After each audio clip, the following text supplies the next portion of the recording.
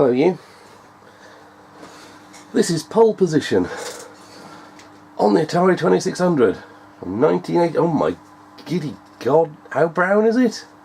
I don't know if I've ever played this version, to be honest. I've been aware of Pole Position since 1983. I was never that much of a fan of it in the arcades. Found the spinny steering wheel, I don't know, not that thrilling. Preferred Spy Hunter and stuff like that. But I'm aware Pole Position is a classic, and there was a great Saturday morning kids cartoon with a Shuki Levy soundtrack with Pole Position. I'm not going to sing any more of it because I can't sing that much of it. But obviously the cartoon had nothing to do with the game. It was a cool though. But let's get into this rather than talking about cartoons. Fire, there we go. No, prepare to qualify. Because speech on the 2600, that would be unheard of. Fire is brake, up and down for gears, right. My word, it's brown, and people give the Commodore 64 a hard time. Look at that, the car even changes direction as you go around the corner. See, it tilts to the right and tilts to the left. Honest, that's what those just changing blocks are meant to represent. Oh my god, we appear to be racing on the track with Space Invaders. I think I'm in low gear, aren't I? Yes. High gear, there we go. Same problems with Outrun on the PC Engine. Whoa, almost got hit by a Space Invader. Why are there Space Invaders on the track? Why aren't there other cars?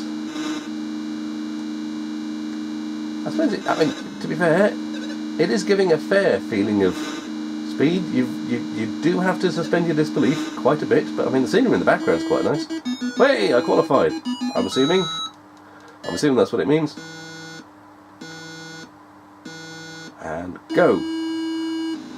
So no accelerate. You don't have to accelerate, it automatically accelerates. You've just got to press fire button for brake and stick up and down for gears. And then left and right for steering. Oh, only just avoided him, didn't I?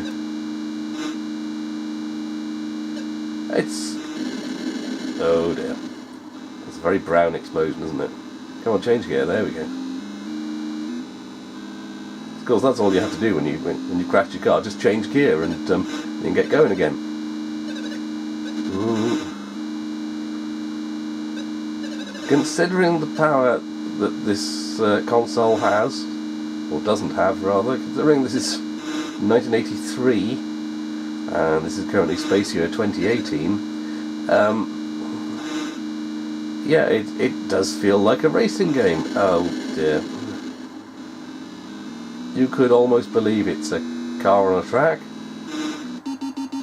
I've played worse racing games that were made far later.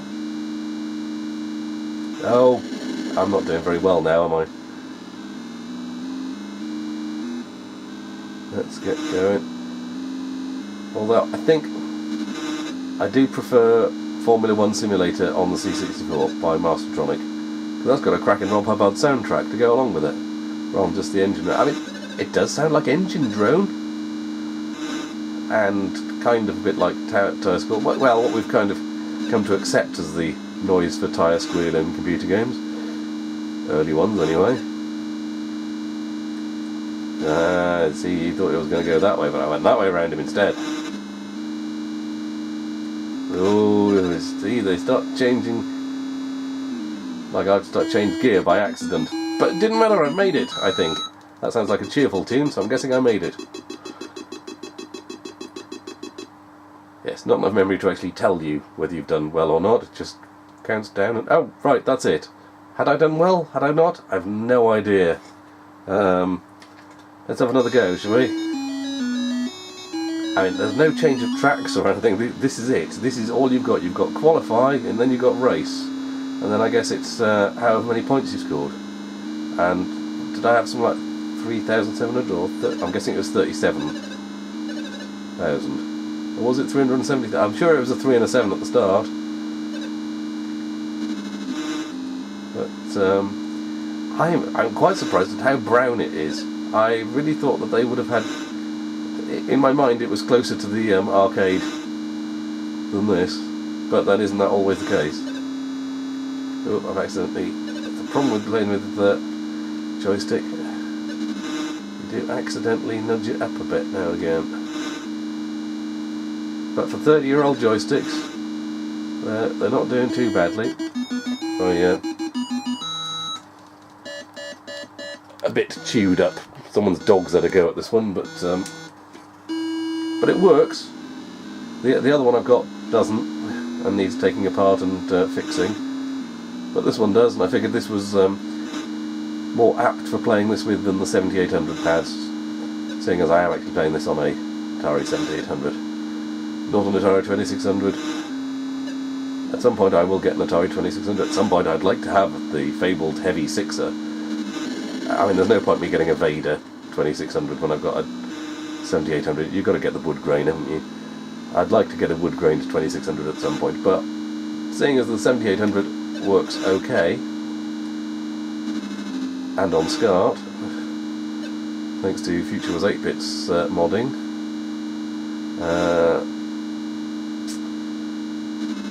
I don't really need to go splashing out on a 2600. If I see one going cheap, obviously I'll pick it up, but it's not what I'm actively hunting out.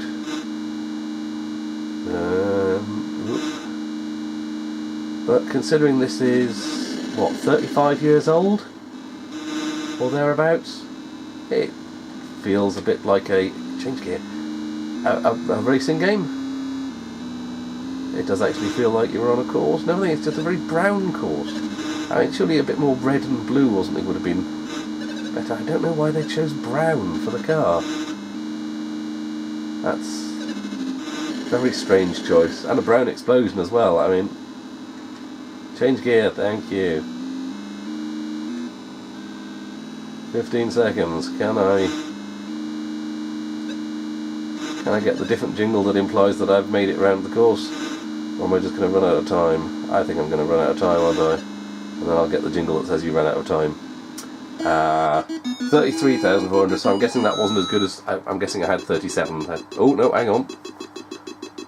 I'm not sure what that is all about, why I'm getting points there, but there we go. Well, that's pole position on the Atari 2600. I hope you enjoyed watching. Catch you on the next one, maybe. Ta-ta.